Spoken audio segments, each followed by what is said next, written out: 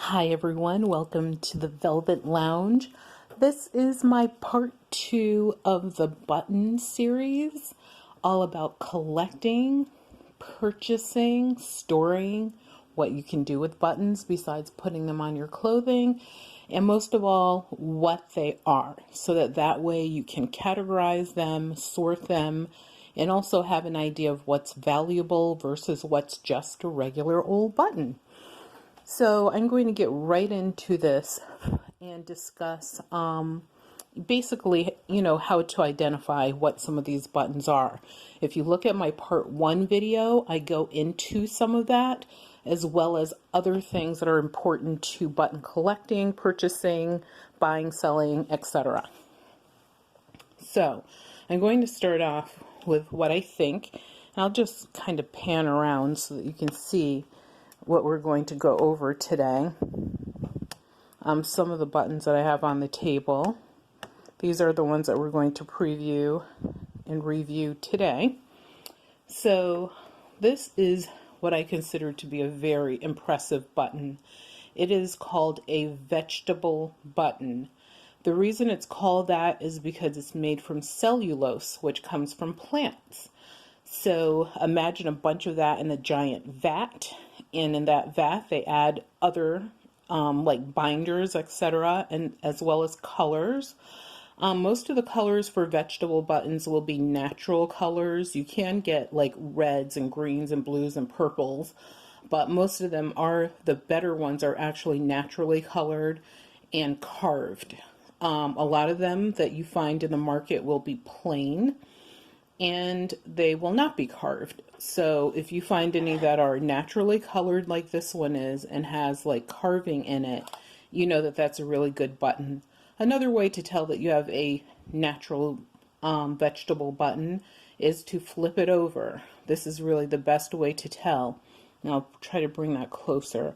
But you can see there's almost like a cellular structure that's occurred, and you have to look at the back of the button to see this. And in the vegetable buttons, the back will look like a different texture, and you'll be able to see like these little formations versus the front, which looks a bit smoother. I mean, you could see some of it here and there because these are made from natural materials, so they age naturally, and they tend to also be thicker. So this is a relatively thick button. I measured this one. It's about 1.5 inches so in diameter, so that's a really decent sized button, very hefty. My assumption is this is probably something on a coat or something of a heavier material.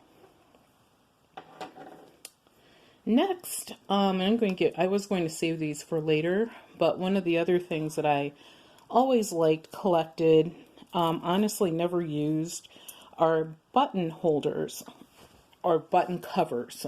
Button covers.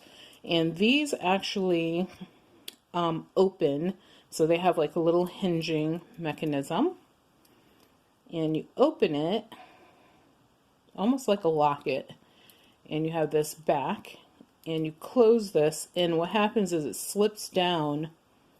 Like if this was a button, it would slip down over the button would be housed inside, and you just clip it, and then you can change the look of what you're wearing. These have like a suit, what are these called? Like when you have your own, not a suit of armor, that's like so funny, but whatever this is, like you have your own family crest, so it's like a crest. I have no idea what this means. These are definitely not military or anything that was on a uniform, I can tell you that. But that's all I know about these. I don't think they're the oldest in the book. They're probably like 1970s, maybe 1980s. Here is another example, and these are definitely from the 80s. I know because I actually purchased them from a store in the 80s, brand new. And similar mechanism in the back. The hinge is a little bit different, a little more modern than the ones I just showed you, the gold ones. These have a sun motif. Button covers are always best if they have an interesting motif.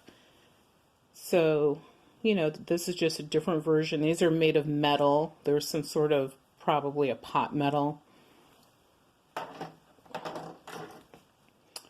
Another button that what I love about these is, I mean, just the amount of work that was put into a plastic button is pretty impressive. These are a plastic. I don't think they're a special plastic. They are the pearlescent plastic. So it's possible, and let me just quickly look at, I actually make notes anytime I come across buttons and I do research on them, just to see like if it's something super exciting or different that I've never seen before. So here's my book of notes. See, it really does exist. Because there is something in here about one of them that's like a pearlescent look. These are definitely, they almost have that moon glow look. That's what I was looking for, moon glow. So, and moon glows come in a ridiculous rainbow of colors and beyond. And that's what these have. They have like that moon glow look to them. But then someone went as far as designing these with a lot of carving, or either they were molded. We could tell by the back usually.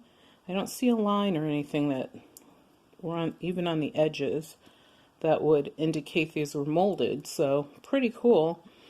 But that's a lot of like detail for a plastic button, as well as a moon glow effect. But then they went a little bit further, and ta-da, they added metal. This is actually metal that's been inset probably into the hot plastic, or maybe they added a little bit of adhesive and then, you know, pressed it in there. And yes, excuse my really dry hands. Hey, I've been digging in buttons all day, so that's what you get. And then this is what the back looks like. You can see there's like an array of colors there. So pretty cool. Next, this is, oh my God, such an amazing button. It is a 6-sided button, so a sextagon, and there it is. This is definitely a BB, or Big Beauty as they call them, especially because of the type of button it is, and this is mother of pearl. The cool thing about this is a color is consistent back to front, which lets you know that that is a better quality button. As you saw in some examples that I showed you in my first video, part 1, I showed you some mother of pearls, different ones, and you know, the color consistency was not as cool as this. And this measures approximately, let's swing that ruler around there, ooh, about 1.5 inches. So that's definitely a Big Beauty, a BB. So, you know, this should be something that does well for sale. And look at the back as far as where the thread goes. There's a lot of thought that was put into how the back looks as good as the front, and that usually doesn't happen. And this, what you see here, this is just from the natural shell. So when they carve this out of the shell, and they actually sometimes use a special press that presses into the shell to pull the shape out, or if it's carved out by hand, that happens as well. And then the rest of this has to be shaped, usually by hand. And you can see there's like a rise. So this is not like just flush. So absolutely gorgeous button. This is basically a piece of jewelry. If you think about it, it's really nice. Keeping with our mother of pearl theme, I'm going to show you some more I have, as I told you in my first video, a huge collection of mother of pearls. These are from the Art Deco period, and you know that one because of the shape being square, the other is because of the detail that has been carved into these. Just imagine some artist, or you know, craftsperson or manufacturer who has 1 million people working somewhere cutting these squares out and then going through the trouble of adding all of that detail. These are all raised squares, each individual one. You can see it's a 4-hole done in a diamond shape. And then the back, which shows its naturalistic origins, you know, just like the other one I just showed you. So gorgeous buttons. These are, I would say these are probably going to be, I'm going to measure them. I was trying not to measure everything, but habit, I can't help it. These are 5/8 of an inch square, so, you know, really cool little buttons. And just to say one more thing, first of all, Happy New Year 2019. We are 1 hour, no, we're 2 hours, 22 minutes exactly, so 2:22 into the new year here in New England. And I just want everyone to have an amazing 2019, leave any baggage behind in 2018. And for 2019, we always have a family motto every year. This year it's health, wealth, and happiness. So make sure you have that and it'll be good. So here's a carved, another mother of pearl that's been carved. And you can see the edge of this is absolutely beautiful. So someone actually sat there, carved this out of a large shell, then took the blank, I guess I'll call it, that they got out of it, and did this detail within, detail on the edge, then a little detail on top of that edging, and then they put an eye, which is, this is a 2-hole eye in the center. And this is abalone shell. And look at the back. That's what the back looks like. So when you get these natural buttons, you know, this is not a damaged button. This is actually a pristine button. It needs to be cleaned a little bit, but that's it. And to clean it, you can, I'll go into another video to talk about that because I could talk about that forever.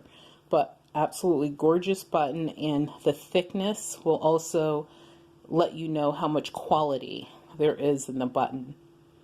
So absolutely gorgeous. Love it. So another area of button collecting is to collect metal buttons. I'll pick up a couple of these, like 3 different designs. So these are, and I have hundreds of metal buttons, like literally I probably have well over a couple thousand, if not 1,000 or more. But these are some examples of metal buttons. The top one is a figural button, simply because, hello, there's a lion's head there. Let me get a pointer for you. So you see the lion's head. This is a really old button. This one dates to probably, I would say, the 1880s. This one is a newer button, which dates to like the 1970s. And this one is, I'm not really sure what the date is, but this is an old, not as old as this one, but this is a little bit older than this one. So this one I think is like 1960s. No, this one's like the mid-century modern era.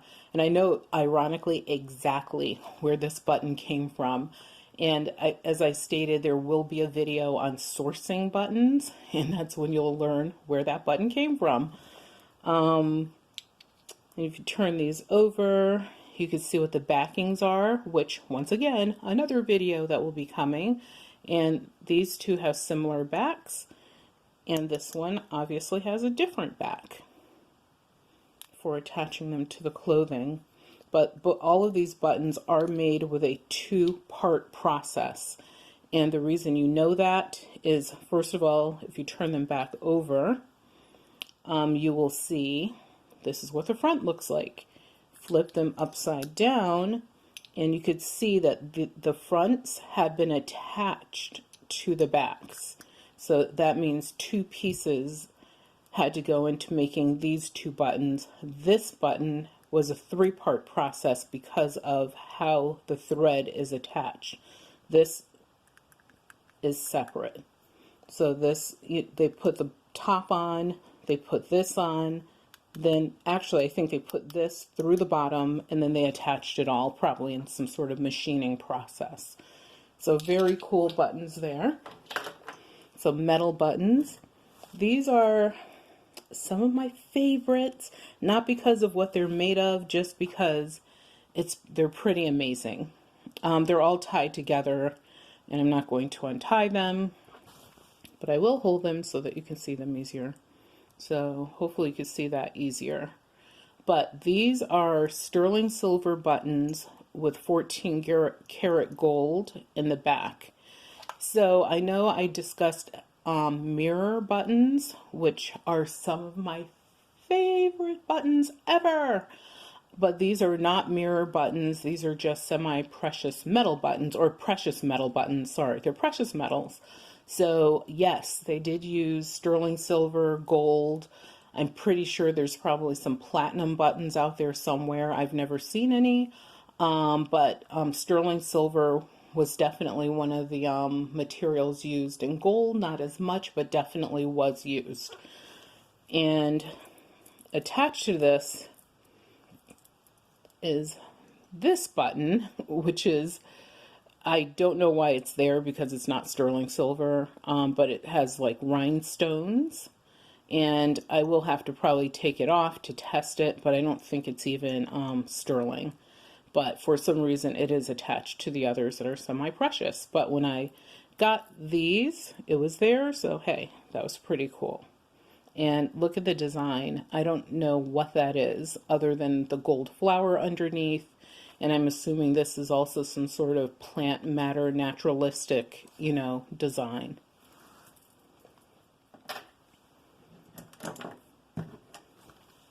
And these, I have a nickname for these.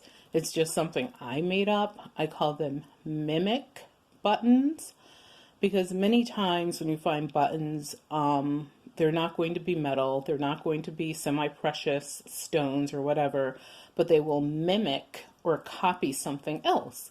And that's what these do. These are actually made of plastic, but they look a lot like metal buttons. Even when you touch them, because they've been coated in a metal polymer of some sort, but underneath, and even on the back, it's more apparent that these are actually made of plastic. But these are beautiful buttons. They were molded, and I mean, they're highly decorative. So there's a lot of ways that you could use these buttons, and anyone would be, happy to own them that's a button collector. Now, these, and I don't know if it's a prejudicial thing or not, because I just like the more expensive buttons, but a huge area of collecting for buttons are cloth buttons. So I still have the threads attached to these on the back because they are made of cloth. But these are what I consider some of my better cloth buttons. Some are more of a favorite, simply because, wow, look at all of that work. Someone actually had to sew these, like they had to create these, like someone who makes doilies, does the fine crochet where they use the strings and they create doilies and fringes and cuffs and collars, etc. Like an embroiderer maybe, would do work like this. And these are really in great condition for their age. I would even say these are in excellent condition. Like this one, you can see there's a little bit of a color variation, but hey, whatever. These are very old, and if you flip them over, if I flip them over, haha, if you do it, that would be magic. Then you could see how the brown material is attached to what appears to be some sort of really old composite material. It's not even cardboard. I don't know what it is, but there's this composite material that's underneath, and the material in the strings for the button is pulled over it, and then it's obviously connected with this black thread. That's a lot of work. just for a button. And a lot of these were made during, like I said, in some earlier video, or maybe this one. No, in my previous video, I had some that were really cool with glass beads on them. And a lot of these were made during wartime simply because metals were required for the war efforts. So, you know, if you still needed a button, and plus was a great way to pass the time because you couldn't, I mean, in some cases there was no television. And if there was television, like let's say in World War II, then what would happen is obviously there were times that televisions would have to be turned off or whatever. And so that was a great way for ladies and men, if they wanted to go that way, to pass the time, was to create things like that by hand. Now, this is just a cool button for the gambler in you. I am not much of a gambler, but in a collection of buttons I acquired, there was an ace of diamonds. I have some enamel paint, so I might actually do a little repair work on this one. I usually don't do repair work on anything unless it's going to enhance the value, but adding, you know, filling in that A down below and the diamond in the center definitely would help this one. But you can clearly see this is ace of diamonds, playing card with gold gilt around the edge. And this is what the back of it looks like, if I can get a clear enough picture. There you go. Yeah, they even put the paint through where the thread would go. Very cool button. You know, I would use this, which I just dropped on the floor. I would use it as an accent for something. I only have one of them, so, you know, I'm limited with what I can do with that. These are also fun buttons. They're made of lucite, which technically is a brand name. Like, there's no material that's actually named lucite, but in collecting, in antiques as well as vintage collecting, people use the term lucite all the time.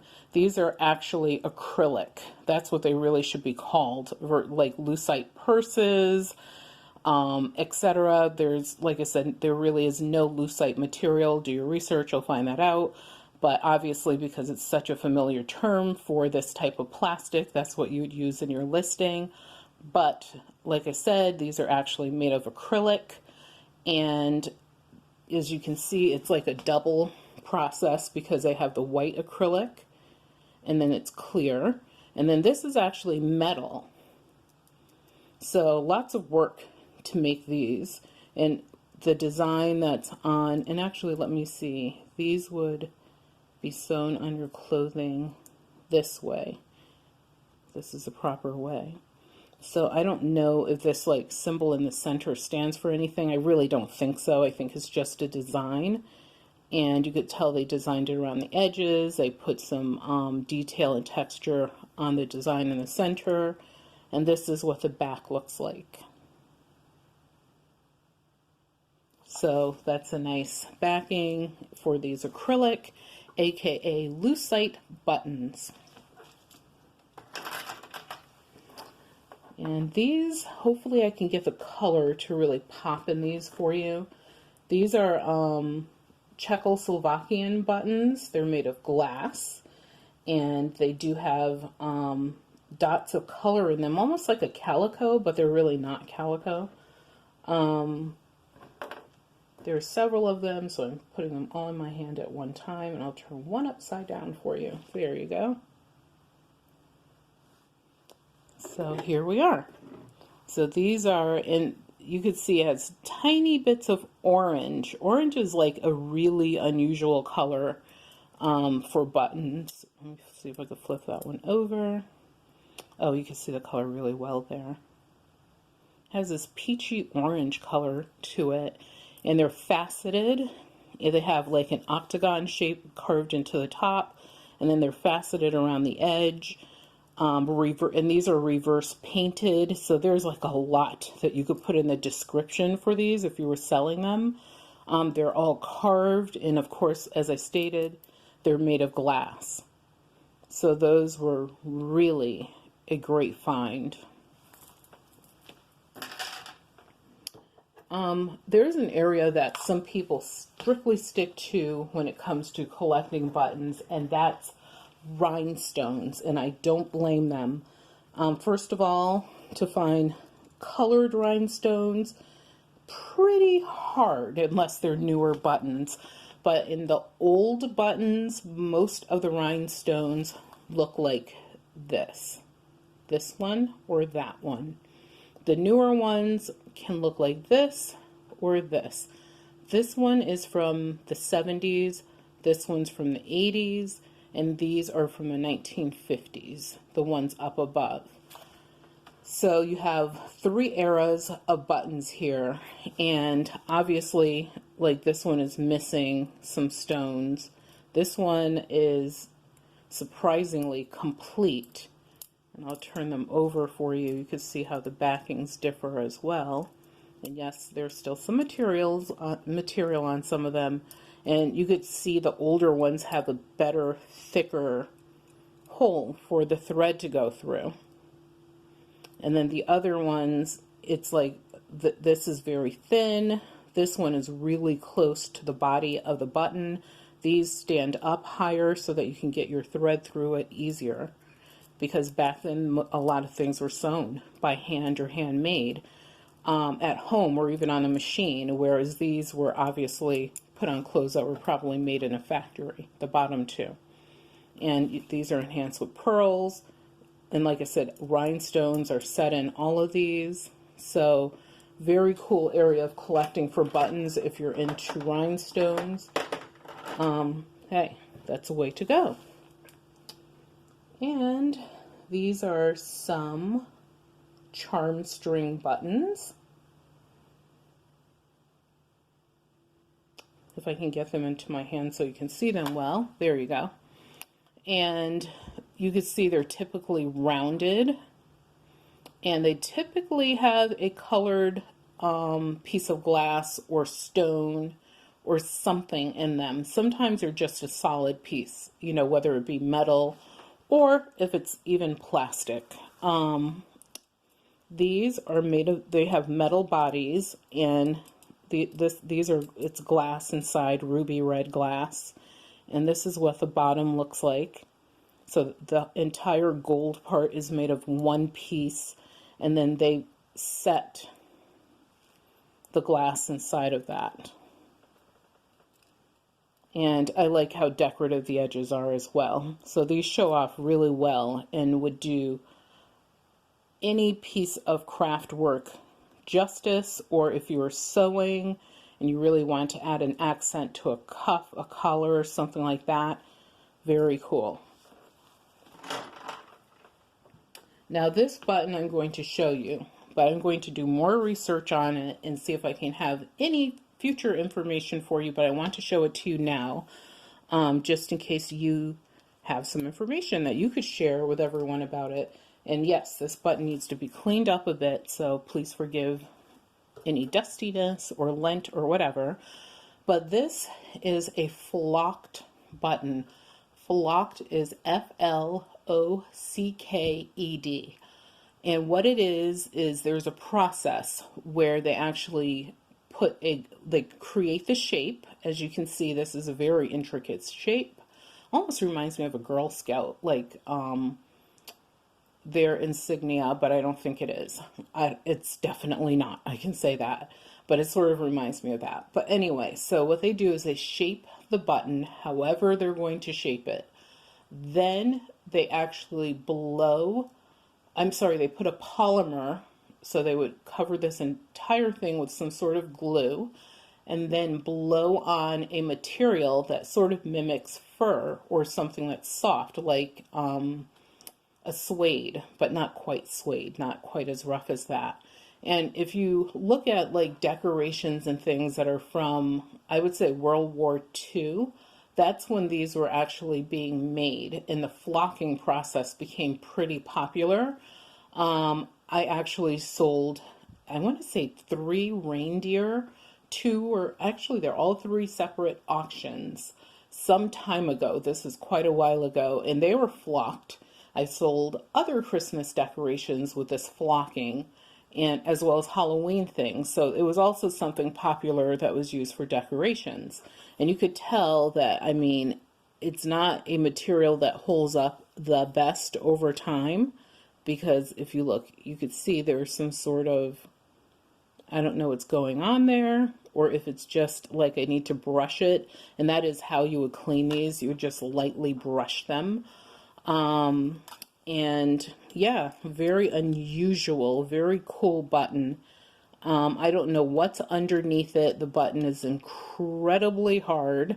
I'm assuming it's some sort of synthetic material underneath this flocking, but this is a very rare button, and just even as it is, without cleaning, it should sell for a decent amount of money. Oh, let's get into some colored pearls. So I love these buttons. The reason I like them so much is the design. The design is so like modernistic. And this is the original card that they were on. There probably were like, I would say at least 2 more buttons, because it's like ripped off here. Probably were at least 4 to 6 buttons on the card at any time. When I acquired them, this is what I got. This is all there is. But I mean, these are made of pearl, mother of pearl as well. But these were colored. They actually went through some sort of dyeing process. And you could see like pearl doesn't really take to artificially being dyed that well. I'm not taking